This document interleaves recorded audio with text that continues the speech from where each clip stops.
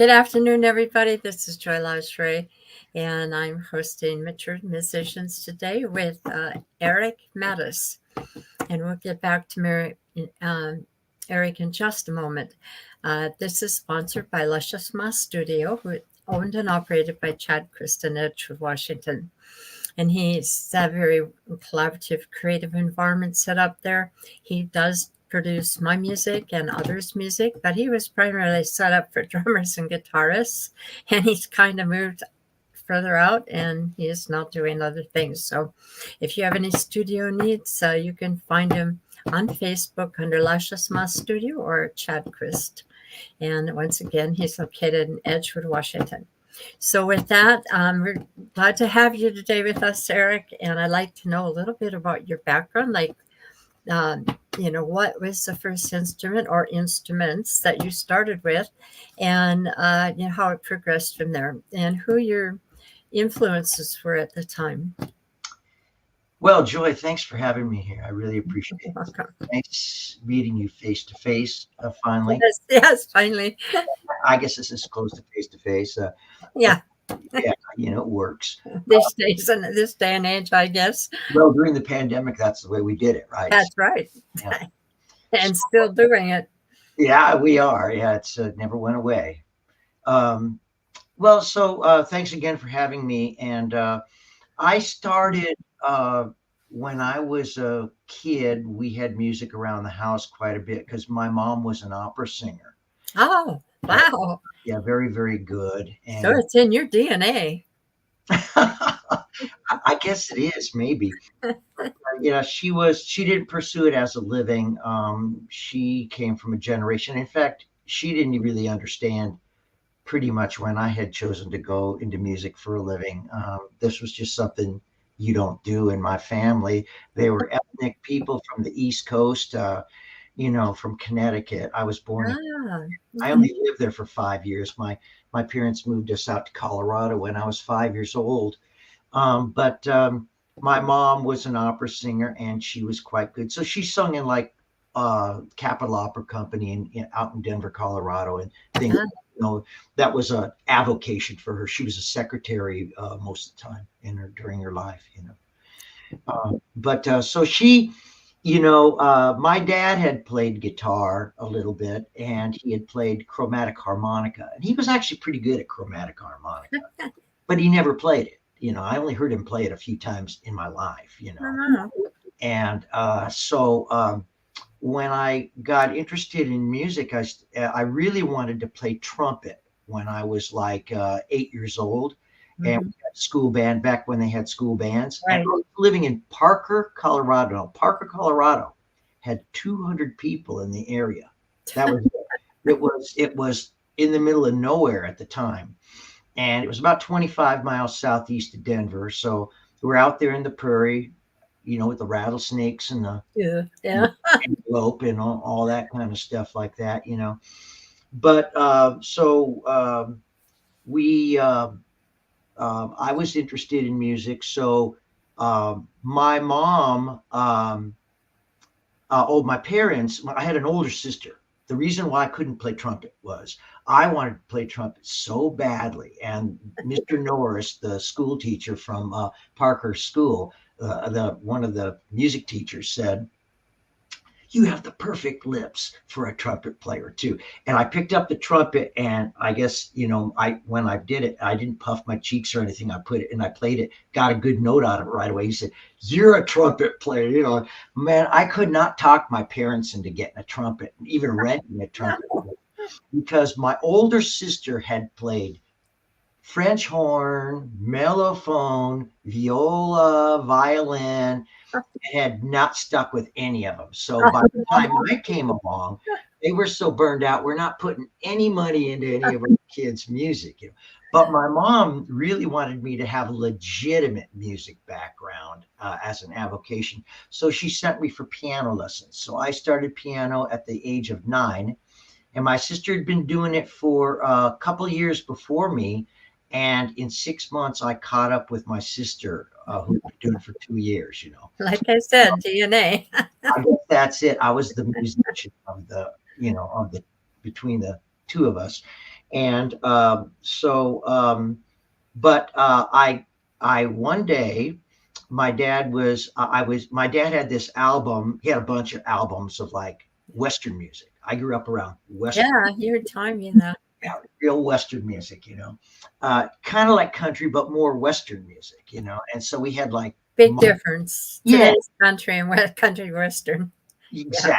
exactly. But back then, they had that kind of the Western thing, which was kind of like folk songs, trail songs, Western swing, that kind of Roy Rogers, Gene Autry. thing. Exactly. And my dad loved that stuff. So I grew up around Sons of the Pioneers and also Marty Robbins.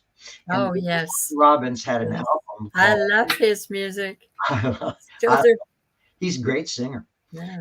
Um, he um, he had an album called Gunfighter Ballads and Yeah. Trail Songs, and the guitar work on there was so spectacular and moved me so much that I really wanted to play guitar. And while they weren't watching me one day, I was in the living room listening to. We had one of those stereos back in the early '60s, Yeah. stereo. So we I was listening to that album, and I was strumming on a broom, and my dad caught me, and he said, "Oh, well, we got to get you a guitar." Oh, So he went and he got me one of those little Stella 3/4 size I don't plywood know about that. Talk down to at me the. about a Fender or Epiphone. Oh yeah, this is way before Yeah, the all right. Fender Up. Yeah, but back in those days, if you played acoustic guitar, these things they were laminated. They were mahogany. They were like plywood, and they Oh, actually had a trapeze tailpiece rather than a stop tailpiece. Then a pin bridge. They were really cheap. They had painted stencil on fret markers instead of I real. can't even imagine that. And the strings were way far off the ground, but I love that guitar. My dad got it for like $14 at like a pawn shop in Denver. And so I freaked out and I started playing. And my mom said, well, my mom didn't really consider the guitar a legitimate instrument. It was like harmonica. It was, you should studying piano. Yeah. Told me, well, but if you're going to take guitar lessons, you're going to have to quit the piano lessons because I can't afford both. And I said, okay. So I told my teacher, yeah, I have to quit piano lessons. And she just was really upset because I guess I was one of her better students. No. And I never ended up taking those guitar lessons because my mom divorced my dad at that time and we moved to Denver. And so I just became a self-taught guitarist. That's how it started. But actually, the person who was playing guitar on the album was Grady Martin, great studio guitar player from Nashville. Grady Martin playing all that stuff on El Paso and Big Iron and all those Oh, things like okay. that. Yeah. So he's the one Well, that inspired me. my thinking is a guitar is a piano, but it's just in a different form. It is. And It's so you already had the basics of that guitar, and it just was a matter of reapplying it, right? sort of. Yeah, I wasn't that good at the piano. I mean, it's just coming along. But yeah, the guitar is everything. The guitar is everything, especially now with electricity. The guitar is a rhythm instrument. It's like a drum. The guitar is like a piano, if you Yeah. finger style it, or that type of thing. The guitar is like a saxophone now with Now, electro. there I can't help you. I have no clue. Yeah, well, if you play solo and it's kind of overdriven, Yeah. or even if you're cranked up, you've got the qualities of saxophone, in your guitar. So Really? the guitar, the guitar does it all. I mean, to all those other instrumentalists, God bless them, I love them all, but the guitar is really a cool instrument. We have a few comments, and I have to remind people to put their name in here because when you come in, there should be a place for you to put your name in so that it shows up when you make comments, but it doesn't always happen. So we have two comments here. Yeah. Someone made a comment about love Marty, who doesn't, right? And what a great story. What happened to the guitar? Did you ever get another Stella later on? Well, that guitar, I played the heck out of it for about 4 years, and it got to the point where it was like so beaten up and everything because, I was flat picking, and so I didn't have the control that I have now where I won't mark up the top of a guitar. So I marked up Right. the top of the guitar. So I decided to refinish the guitar.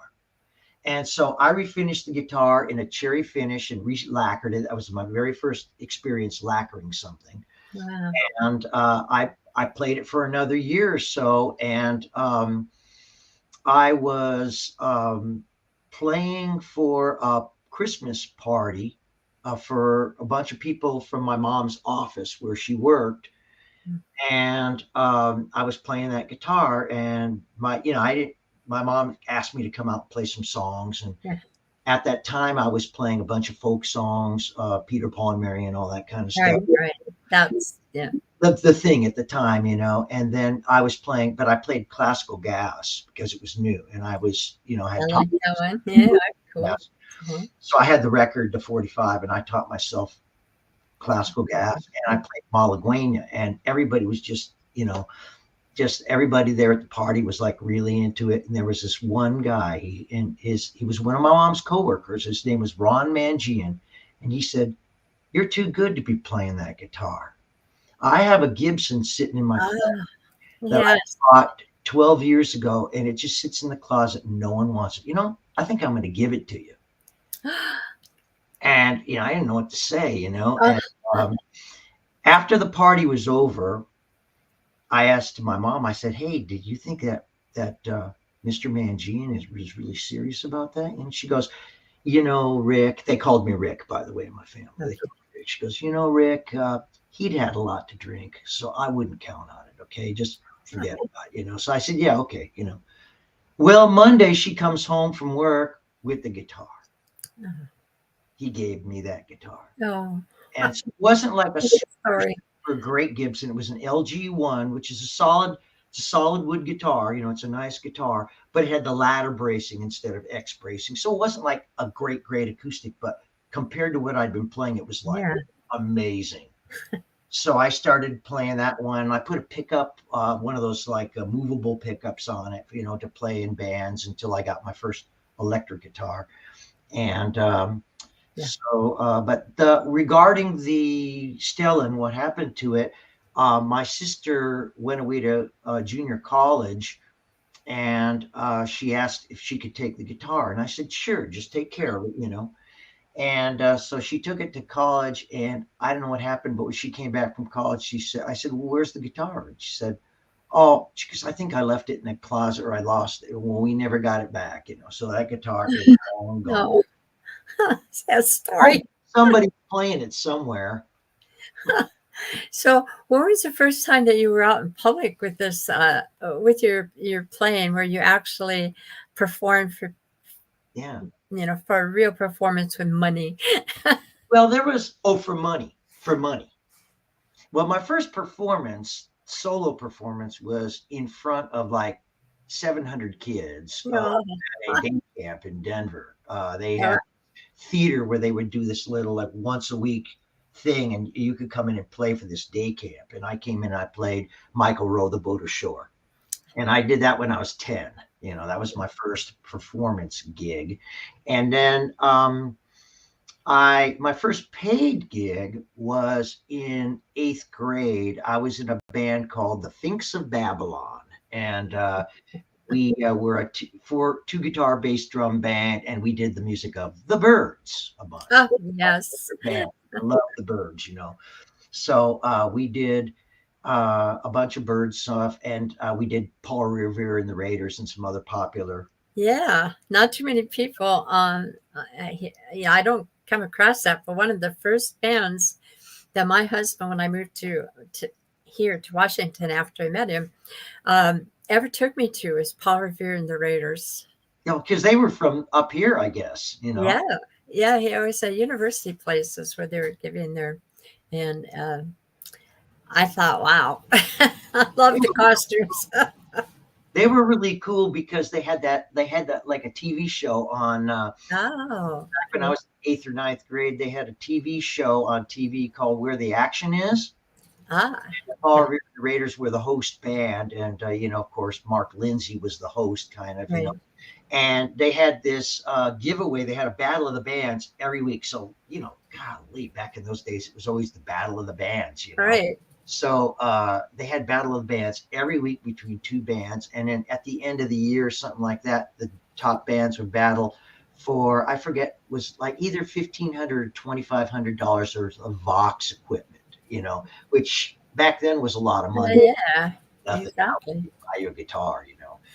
But back then it was like you got a PA system, you got a drum kit, you got two guitars, you got amplifiers, you got all that stuff.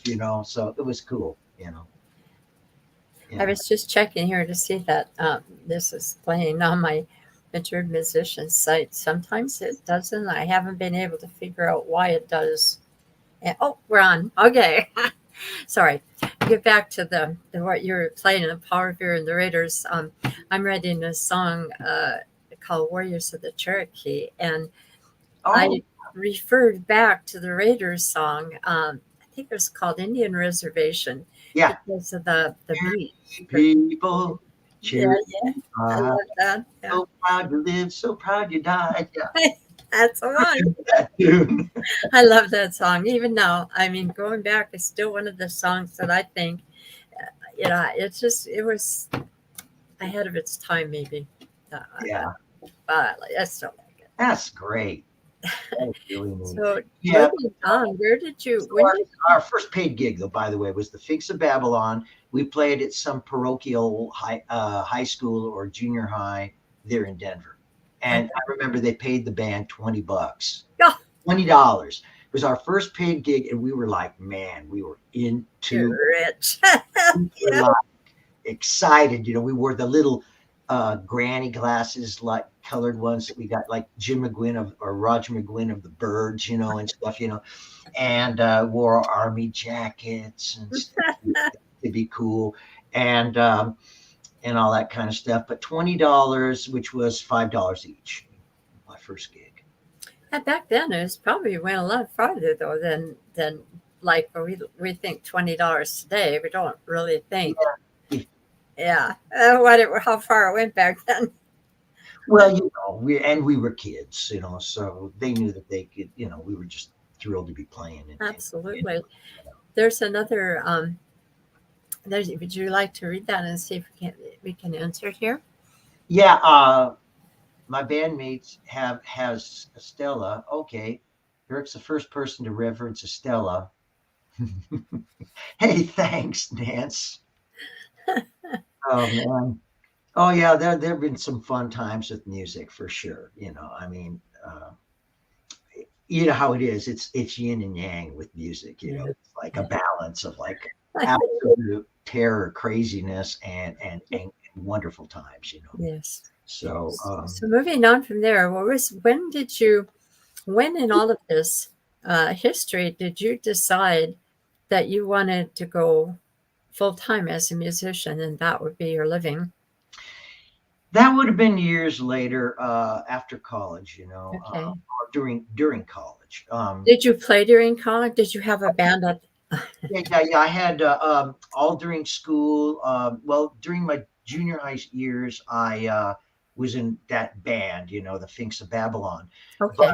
But near the end of that band, that the guitarist and I, we'd had so much trouble with our rhythm section and guys in the rhythm section coming in and out and stuff like that. Just like in any band nowadays. Yeah, railroad station. One comes in, one goes out. Section members, they're great guys, but they're a lot of times they're gonna play with, if somebody else comes along and they've got more gigs or something, they'll go with those guys. Yeah.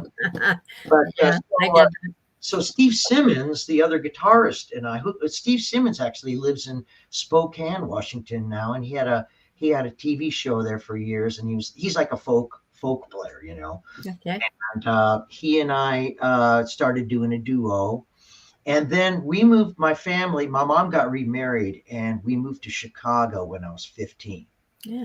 So I started playing Windy City. the Windy City for sure. Oh, yeah. It's stand by the water there and feel that wind. It's Yeah, freeze your butt. That's for sure. But we lived in Chicago, not right in Chicago. We lived in a suburb when we moved there, when because my mom was remarried and all.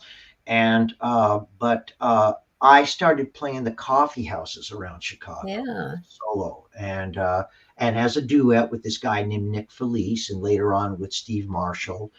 And but I did that, and I didn't get back into playing in bands until I was in college. In the last 2 years of college, I really got back. I started to get serious about playing solos, about lead guitar playing and stuff like that, instead of just acoustic playing. And I was Right. always really serious about my acoustic playing, but I got serious about the electric at that time. And What kind of degree? Was it in music, your degree?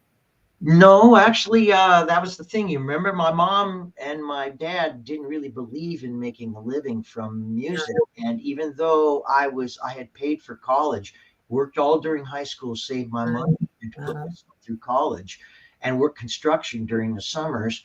I had been trained well by my family to think, no, this is not what you do. So I started off as pre-veterinary in college, oh. and I was so depressed after a year and a half of it. And I don't know why. I think it was just because I really wasn't enjoying what I was Mhm. doing. And it just made me feel like life was not worth living. And I changed to physiological psychology because it was of more interest to me. What in the heck is that? Well, that's the study of neurology, basically, Ah, physiological aspects of behavior. But that's what I got my degree in. But while I was at the University of Illinois in Champaign-Urbana, uh, the last few years, I started taking music courses because the first thing I wanted to do was take music theory. Because back then, if you submitted a song for copyright, it was always best to have it in written notation.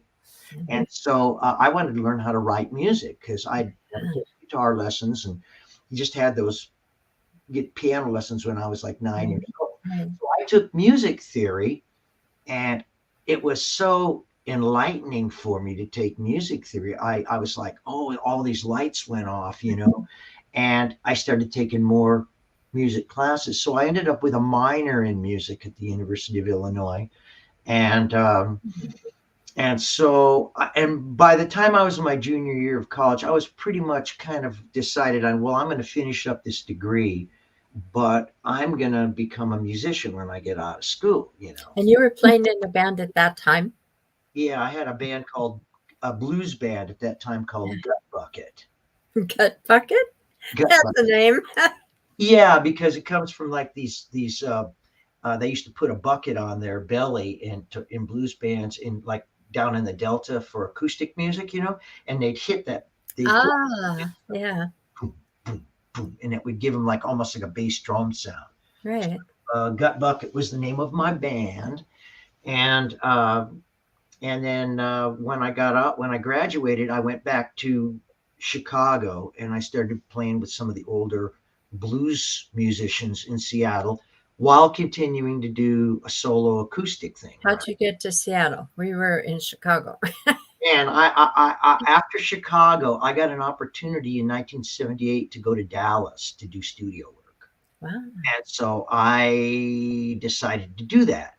And I was in Dallas for 3 years, and I got into doing some studio work, did some like animated film soundtracks and a few TV commercials. And then I started being a rhythm section arranger at this one gospel studio, mostly Black gospel music in Yeah, Texas. And so I started doing rhythm section arranging at that time. that would explain why you're known around here for your blues playing, right? Oh yeah, because I've been playing blues since 1970 now. That's not what I Wow. started with, You obviously. started with country, I started country western, and country and folk, and right? and I got into, but I went through all those. I loved all those bands from when I was like college era and stuff, high school era, like Poco and all those country rock bands that were doing the country rock thing. I loved country guitar playing. I loved like Roy Clark. I loved Glenn Campbell. He was a favorite of mine. I loved, all those kind. Chet Atkins. I loved Clarence White with the Byrds. I mean, it was just, I loved all the country guitar players, but that's not the direction I took. You Yeah. know, I took some, I did play in country bands because I had that in me. Right. But I kind of gravitated more toward the blues during that era. And so that's how I ended up playing blues. And then when after Dallas, after 3 years, I went back to Denver because I wanted to go back out west. Put a band out there, and I actually had a country rock band out there that used to tour around like all the Mountain State area. You know, What was the name? Ukiah was the name of the band, and I had that band for about a year, and that band broke up, and then I kind of decided maybe I was not going to go into music anymore, and maybe I should go back to school and maybe, you know, go to graduate school or something like that. And but I ended up changing my mind, and I got in this blues band and called Don't Go No Further in Denver. And that kind of like re-sparked an interest in me in being a professional again. And none of those guys wanted to take it real seriously and play more than like once a month. And so, and they all had good day jobs or career day jobs, whereas my day jobs were like, I worked for Manpower temporary service. Yeah. I took whatever I could get, you know. And so I ended up moving. I traveled around the country quite a bit. And after visiting Seattle, I noticed they had kind of a jumping little blues scene. And this was like the late 70s when I came through here. They had kind of a jumping little blues scene. It wasn't very big, but the people I heard were good, you know. And I said, this is kind of a cool place, you know. And I ended up traveling all around, and then finally I ended up. It seemed like members of my family were moving out here. First, my sister in 1980, and then my brother in 83. So I came out here in 1984, and originally I wanted to be in Portland to live because I wanted to be midway in the middle of the West Coast, so I could go to Vancouver and down to LA and San Diego and tour, you know, the West Coast, you know. But you couldn't find a job a day job in Portland at the time because they wouldn't hire people from out of state very much.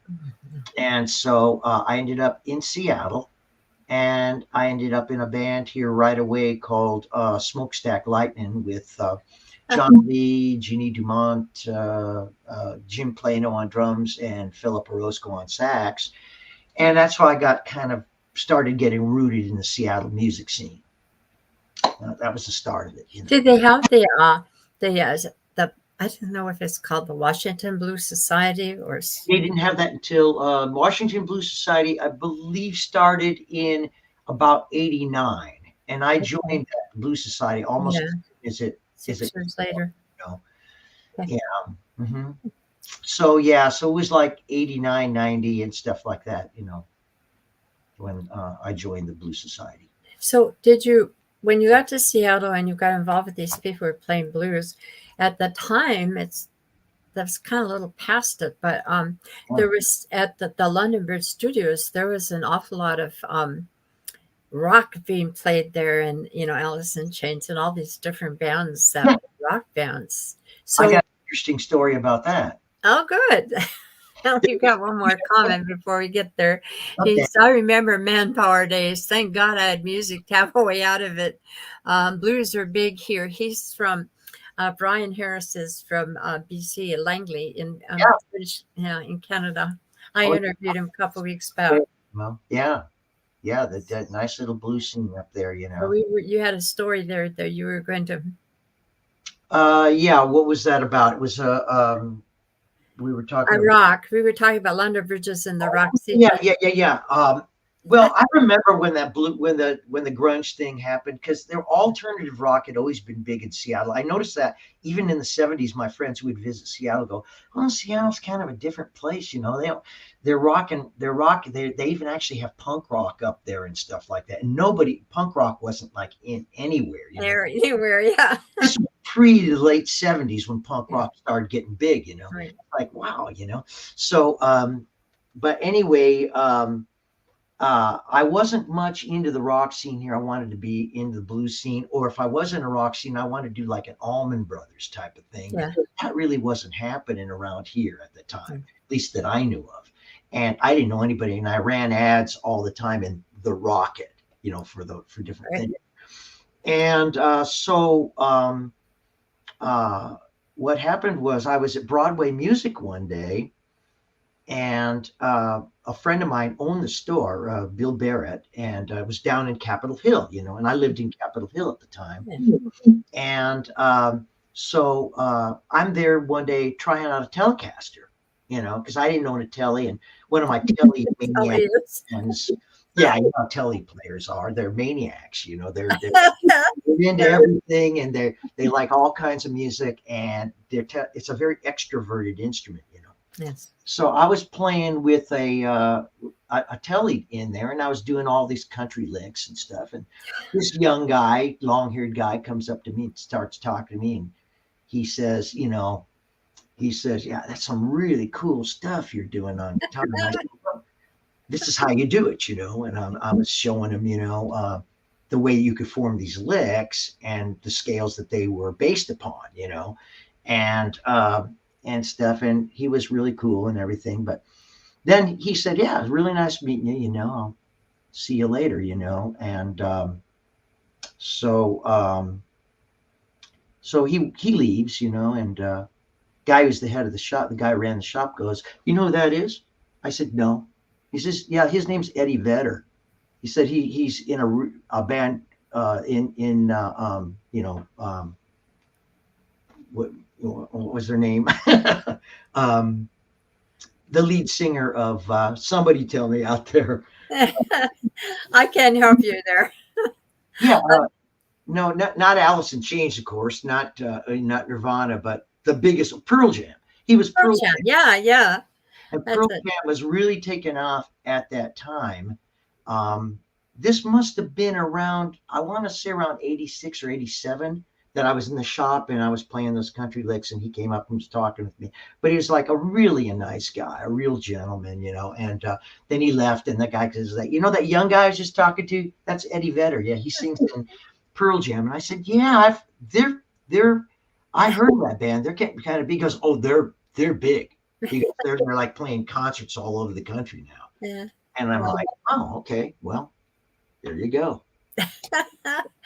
Well, I hate to cut this short. I think you've got so much history. I have to have you back again because we're just barely getting to it. I mean, there's workshop work that you've been doing and here in this state and in Canada and God knows where else. But we never even touched on that. But I do want you to sing. So are you ready to do that? When you start singing, I'm going to bow out, but I won't be far. Okay, well, gee. Okay, well, all right. So let's see. I'm not warmed up any, so I've been finger picking. Okay. No flat picking right now because I'm not hot right now. So here's an old Willie McTell song called Statesboro Blues. You guys are probably familiar with the Allman Brothers version of this, which was based on the Taj Mahal version of this. And then Taj Mahal used to play it acoustically in a different style. This is a Piedmont style blues. It's got the alternating bass, Statesboro Blues.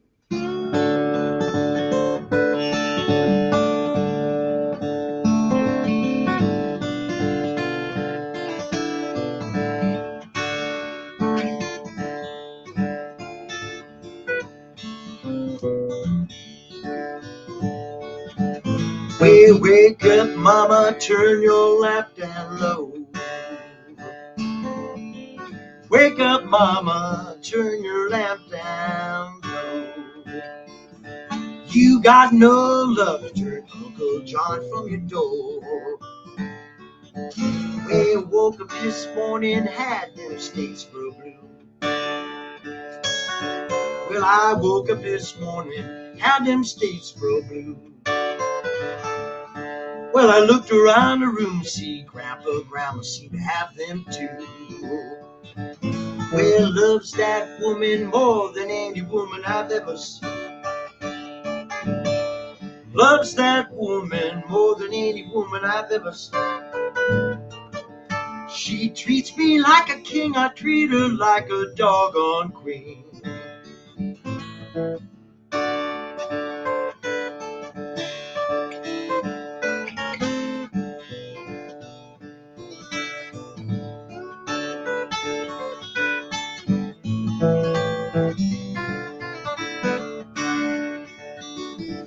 My mother up and left me, father up and left me. I ain't good looking, baby, but some I'm sweet and kind. Going to the country, baby, do you wanna go? 'Cause if you can make a baby, your sister Lucille said she wants to go. I sure know.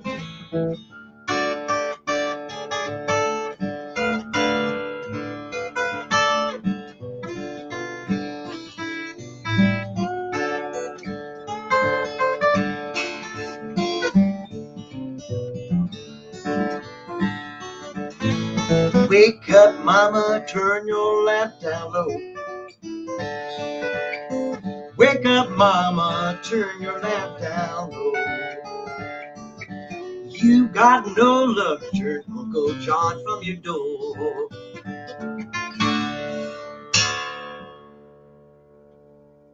Oh, bravo. Here I go. That was, now I can see why those guys are saying you're the man. Oh, gee. Do you have one more in there, or like Yeah, I sure. know you were playing the slide. Oh, Now I like slide guitars, so I'm okay. prejudiced that way. I got some slide here. All right. I figured somebody might ask for that. So, all righty. So, I'm in E flat tuning for all you guitar pickers right now. And let's see here. There are a lot of guitar pickers that don't Yeah, like well, that. always at least a few of us in here.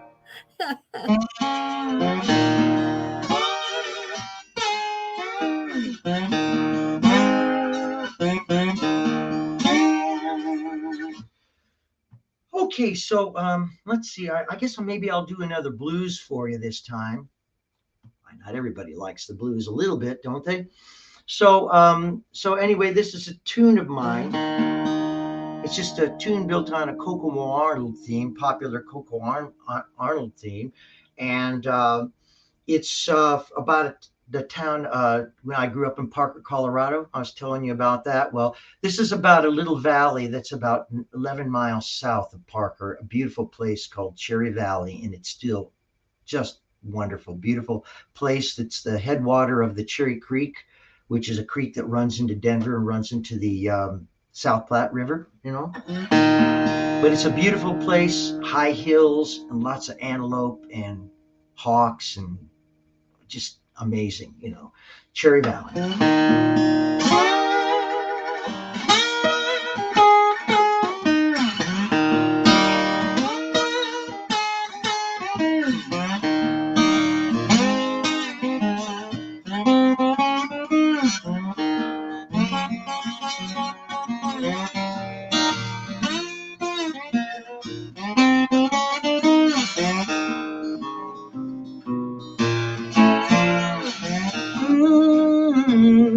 Don't you know I wanna go? Oh yeah, oh yeah. Don't you know I wanna go back to Cherry Valley, sweetest place I know. Gonna open up that window, open up that door, let the sun shine in and never leave no more. Come on, yeah. Don't you know I wanna go back to Cherry Valley, sweetest place I know.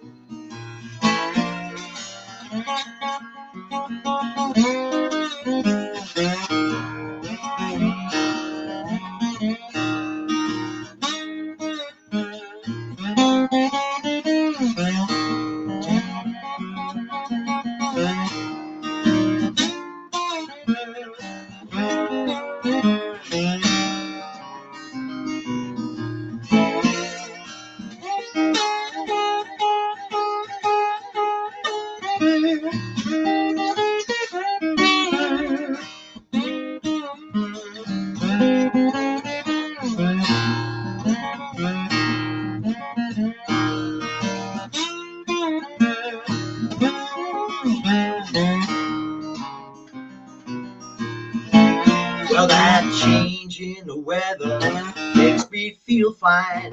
Back to Colorado where the sun will always shine. Come on, yeah. Don't you know I wanna go back to Cherry Valley, sweetest place I know. Okay, I'm out of here.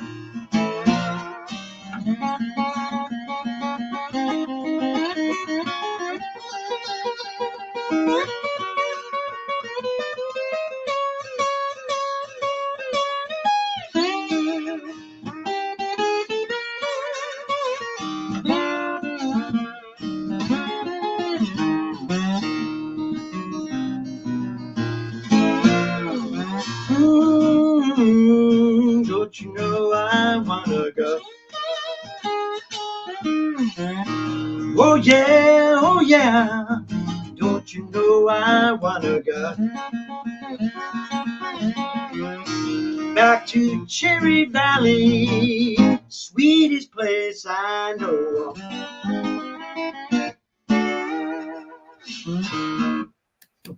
Oh, bravo. Oh, I loved it. Oh, gosh. I had warmed up first. Yeah. You know, I'm not going to have enough time to do everything with you that I like to do. Will you come back in 2024? Sure, I'd All be right. honored. Yeah, thanks a So, lot. Boy. so I just want to, that's amazing. I love, really can tell how good you really are just from that, because when you sound good on the internet, you're going to sound tremendous anywhere else. Well, thank you. So, just a little bit about COVID. What was going on with you during COVID?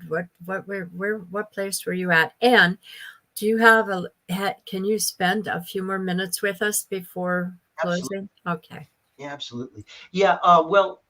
During COVID, um, yeah, I mean, obviously there wasn't a lot of club playing at that time, you know. Um, so I fortunately for me, I taught. I was teaching, and so Yeah. Yeah. I was teaching for Jam Play. So I have like 140 videos with Yeah, jamplay.com. you're True Fire. It's now True Fire, but back 140. That's just an amazing amount. yeah, because there's about 70, 75, 70 electric blues, and then there's about 40 acoustic blues, and then there's like 25 or something like that slide guitar Yeah. videos. And so I was teaching on Mondays for them anyway, which is a question and answer period. And so I had that little bit of income, and then I had um, I had some private students, and some of them were willing to go on and on Zoom and do that. Dusty Strings was still doing workshops at that point, and we were doing like on Zoom where we'd have like the panorama look where you'd have everybody in there, and I'd be doing those workshops on there. So I was doing some teaching, and that helped. Uh, but the best thing that happened, and this is a great story too, during pandemic was um, Joe Bonamassa, the famous blues rocker. Yeah. Yeah, I mean, he's a star, Yeah. and he has an organization called Keeping the Blues Alive. And he had this thing that he'd said, if you were a professional musician and you had lost your income because of the pandemic, you should fill out this application, and you could get a grant. Yeah. And I didn't really give it much thought, but this friend of mine, who's an acoustic blues guy, his name's Michael Hawkeye Herman, and he's an acoustic blues guy who lives down in Ashland now, but he was in the Bay Area for many years. And he said, Eric, you should apply for that. He goes, I did, and I got $1,500.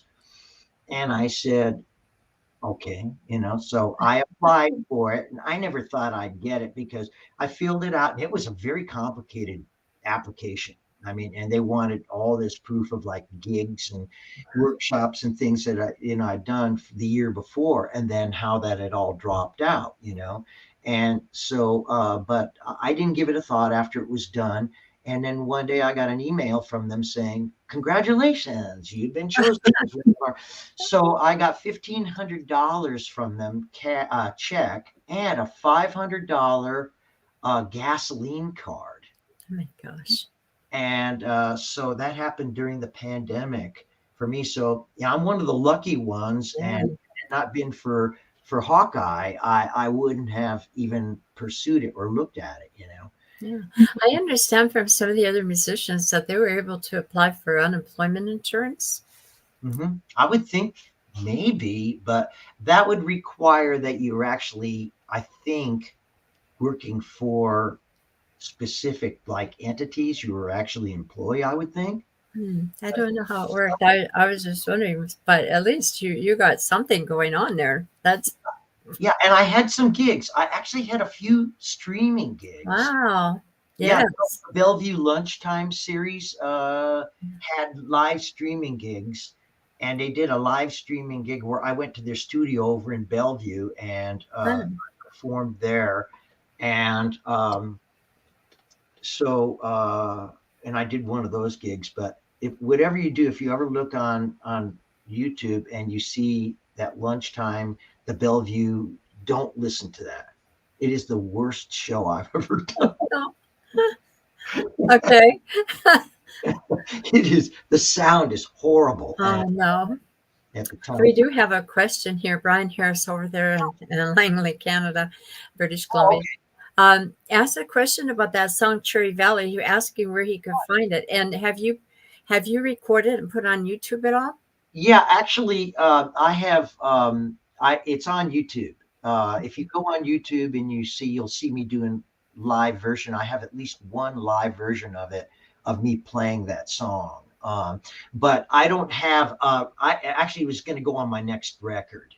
So I was planning on putting that on my next record. If I do an acoustic thing, I was planning on doing an acoustic record with a rhythm section and stuff. So I'm thinking of doing Cherry Valley in there. How Yeah. many have you done? How many records? Yeah. I've done 5 records under my own name. So is that albums or is that singles or? CDs, yeah, CDs, full-length CDs with a dozen or more tunes, Right. of them. And but I haven't done one since, like, I want to say 2009 or something was the last time. So it's been Wow, way it's been a while. Wow. too long. My son was going to school at Berklee College of Music. Right. That's an expensive place Yeah. to live, Boston, and to go to school to. So every ounce of every bit of money that I made, my wife made, had to go into that kind of education and stuff. So, but so I'm planning on doing another one. I've got a little bit of money saved up now, and I'd like to do. I have enough original material now for 2 albums. Wow. So They're all going to be blues or is that no, a lot of my music is what blues is kind of a big force in my music, but it's not the only or the main thing I do. It's a lot of my original music is heavily blues influenced, but has influences from other things like country, jazz, especially a lot of jazz. Yeah, I was thinking about jazz. Yeah, a lot of really good players sometimes just sort of vacillate toward that area too. Yeah, because it's fun and interesting to play, and it's as you progress in terms of your harmonic knowledge and your knowledge of your instrument, and you're an improviser. In order to hone your improvisation skills more, you just automatically kind of gravitate toward listening to jazz and playing it, even if it's not your main thing. So that's kind of what happened. So it's a big influence on me, and I've always been I was into jazz even back in the 60s. I didn't talk about that, but I liked it back then. I really liked it, even though I loved country music and stuff back then too. So into jazz, so that's a big influence. And also I was really into Hawaiian music for many years. Oh. And so that's a big influence on me. Hawaiian slack key, open tuning guitar, finger picking. And so that's a big influence. So a lot of my original music has these influences, and rock is a big influence too. Like one of my favorite groups of all time. I mean, I loved groups like the Allman Brothers, Santana. Yeah. Okay. Not, what's not to like with Santana? I loved Frank Zappa and the Mothers. I loved Deep Purple. I love all those bands, And my son is quite a good rock and Oh, metal player. So he got me into a lot of stuff that I didn't even listen to in like the 80s and the 90s and stuff like that. He kind of like turned me on to that stuff. And so I'm a big fan of some of those folks. there's somebody else here making a comment, a rather long one. Um, and I have a hard time reading this. So if you can read it better than I can. Oh, this is embarrassing. This is really a nice person. Please have him back. This has been the most entertaining and fun episode. Amazing musician, amazing storyteller, and seems like an all-around amazing good human. This is somebody Agreed. I paid, Joy. I know it's Somebody paid. somebody on the payroll. Oh, I doubt it. I think that there's a lot of I think a lot. I think it fits what we've been through here. So yes, good, great compliment. Thank you. And I noticed it didn't put their name on it, Yeah. so you Well, don't know who you hey, have to pay, or maybe you're the only one who knows who you have to pay. yeah, yeah, right. Yeah, I know you are. All right. That's So very kind to that person. And we I know that. we know what you're planning on as far as your albums and hopefully getting them down um, on and recorded and out to the public. So, what else do you have going on right now? What are you busy with? Well, tomorrow I'm actually playing at the airport. Oh, yeah, I know. Toby used to do that. Toby Brady used to. I don't. Yeah, Did he? I know Toby. I I love know Toby. Toby's music. He's out there all the time, and he does the sound out there a lot, and he kind of manages a lot out there. So yeah, Yes, he does. he's a Yeah, great. he's a great music. I love his music. I love his original music. Yeah, with his he's got that drum kit that he has Yeah, he's made, got. and all that stuff. Yeah, yeah. It's a neat place to play. Actually, I used to play the backstage in Ballard back in the '90s when Ed Beeson owned it, and it was a big concert venue, kind of like the Triple Door. Ah, Really nice place, and Ed Beeson, about I don't know, maybe about a year ago, I found Ed Beeson on Facebook, and I said, "Hey Ed, I want to thank you because." Well, he had hired me a lot of times to open up for like acts. So I opened up for a lot of really good musicians yeah. at backstage.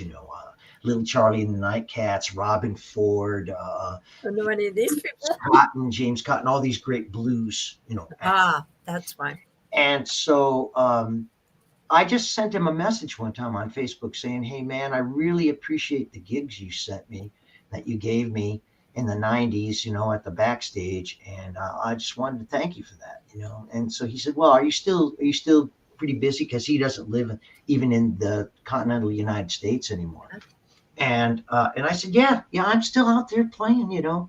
And he said, would you think you'd like to play at the airport? And I said, "Oh yeah, sure. That sounds fun." And he said, "Well, I'll send you the information so you could get in touch with this company that does that." And which he did. And so I play out there. Geez, I could play out there all the time if I wanted to, because they're always sending me these things of, do you want to play it? And sometimes I'm not available. But so I play out there a couple times a month usually.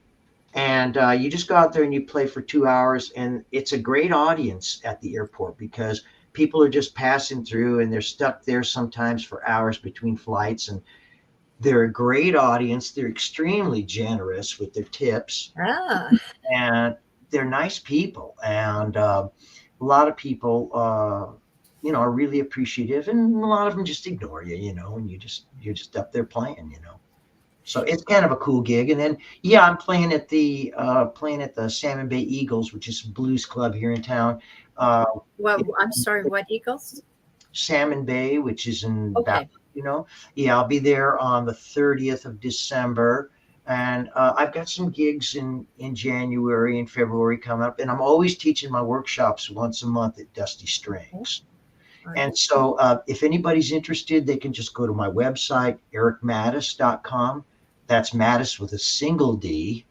And, and it tells you where I'm at. I'm not real good about remembering my dates unless I've got Yeah. the mind, you know. And so anyway. Yeah. Um, I just want to go back to something that you were talking about um, mentioning Glenn Campbell. Oh, Um, what a musician. yeah, when I first had my band, I met this guy at a little place called the Wagon Wheel, and I can't even remember the little city anymore in Washington. His name is Bill Garner, and he had been a touring musician, but he got it T-boned and it broke his back. So he was in a wheelchair, but I hired him as my lead, and he did play for Glenn Campbell. So Wow. yeah, so it was pretty cool. He was a really great player in a wheelchair. Not it made no difference. I mean, this guy was super good. Oh So God, yeah. Well, if he played with Glenn, you know he was good because Glenn was yeah, a great guitar player and singer, yes, he was. and a really cool person, Really sad to see Glenn Campbell go down the way he did, with Alzheimer's, Yeah. Yeah, we got another. I can't remember his name. Randy Travis. Randy. Was it Randy Travis? Yeah, somebody. One of those guys have Alzheimer. I can't remember it, Wow. what his name is, but I thought it was Randy Travis, but maybe I'm wrong. Travis, was that great country singer from back in, the Yeah. stuff, Yeah, I don't know what's going on, but that is a horrible disease, and it oh, it's literally you die in inches, and people have to watch that from how like these players were so great, great players, great singers, but I guess that's life, and we're beginning to lose a lot of people for yeah, all kinds of reasons, not just that. But yeah. My mom died from that. yeah, mine too. Hours. Really, yours? I'm Yeah, so sorry, yeah, I'm really sorry. That's tough. for you too. Yeah, Yeah. it took me a long time. I to watch something like that is not nice. So Yeah. Yeah. No. anyway, to getting back to where you were at, we know that you do workshops. Can you tell us a little bit about the Dusty Strings? Because I knew nothing about this until we were talking on the phone, and you were telling me about this. I'm sure there are other people out there that have no idea. Yeah, Dusty Strings is an acoustic music shop here in Seattle. It's been there for many years. I think since the 70s, and it's owned by Ray and Susan Moores. They're very nice people, and they themselves were harp players and hammer dulcimer players, and they were building their stuff. So they started building it and selling it out of their home in Ravenna, and then they moved to this place in Fremont, which is down under the street in Fremont, in downtown Fremont. And Now with the troll right, yeah, about 3 blocks from the toll, from the troll. right on Fremont Avenue is where they're located. But anyway, they've been there for many years, and I started teaching workshops through them on, like, Hawaiian slack key, blues, bottleneck slide, finger picking, things like that, flat picking the blues through them in the late 90s. And I've been doing it ever since. And Brian Harris just said, Yeah. oh, thank you, Brian. Thank you for being here. Merry Christmas, Brian. Take care in Canada. So Yeah, now these workshops, you were talking about the Dusty Blues, is where you conduct your workshops out of, is that correct? yeah, yeah. And, We go there. and so they like on stream or something, and you also had talk that, about Canada. but now it's open. Now it's, now you can go in there. It's in Fremont, and you go down there. Okay. They do still have some things streaming, like private lessons and things. Okay. I stopped. I gave private lessons through them for about 5 years, and I didn't want to do that anymore. I quit doing that about 3 years ago, and I went back to continuing doing my workshops, which I really enjoy. So how did they get to Canada? I mean, you even said that they were not only in the United States but in Canada. So are they streamed in Oh, or no, the one that's in Canada is Guitar Workshop Plus. okay? That's the one that I worked for. And they were like, they grew out of the National Guitar Workshop, the one I mentioned earlier, the Yeah. summer workshops. So this guy, Brian Murray, worked for National Guitar Workshop, opened up workshops in Toronto and then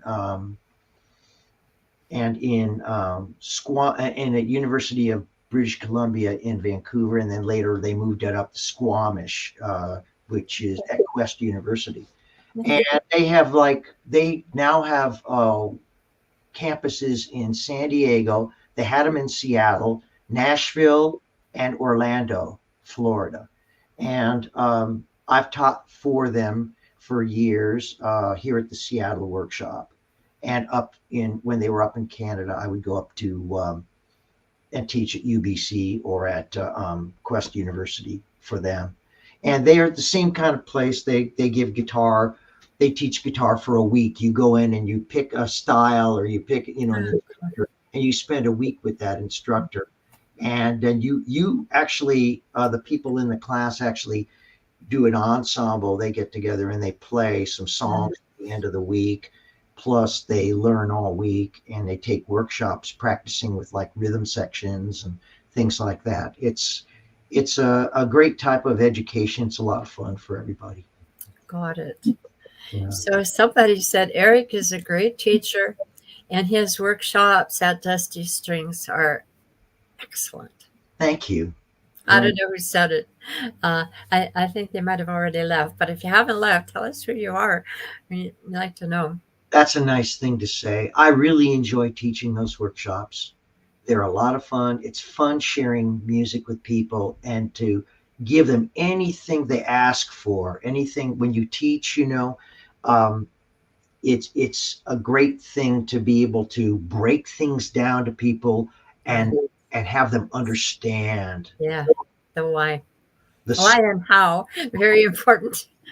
Yeah. And so I really enjoy doing that. It's a lot of fun, and it's a type of it. It's nice too, because as a musician, you get to slow everything down and Yes. and play it slowly, and and then it's much better. So be sure to catch some of these if you're interested. In the meantime, it is now 1:03, so I'm going to have to wrap this up. Eric, I'm sorry that we didn't have enough time to go into more, but it has been a pleasure. I do want you back. We'll reschedule sometime in January. 2024. I like to, leave it out a little further than January, but if we need to do it in January, that's fine too. If you have the time, appreciate you coming. Thank you so much. It's been my pleasure, Joyce. Thank you so much for reaching out. And I will put on Messenger, look for it, the link to this interview on YouTube. And so you can use it however you want.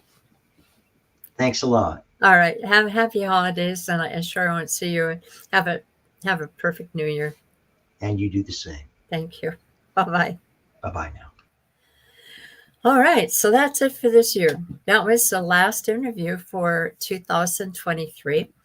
And this means that the new year won't start until after, I think it's the 7th or 8th of January for me, because I'm not going to be online for the 25th, which is Christmas Day for obvious reasons, or New Year's. I like to think that the day after New Year and the New Year's Day after New Year's Eve, we'll all be recuperating. Week between two bands, and then at the New Year's Day. So anyway, you please all have a very happy holidays to those who are not into Merry Christmas, and Merry Christmas to those that are, and have a great and wonderful New Year's. We will see you down the road. thank you for a whole year's worth of listening and supporting Matured Musicians. Bye.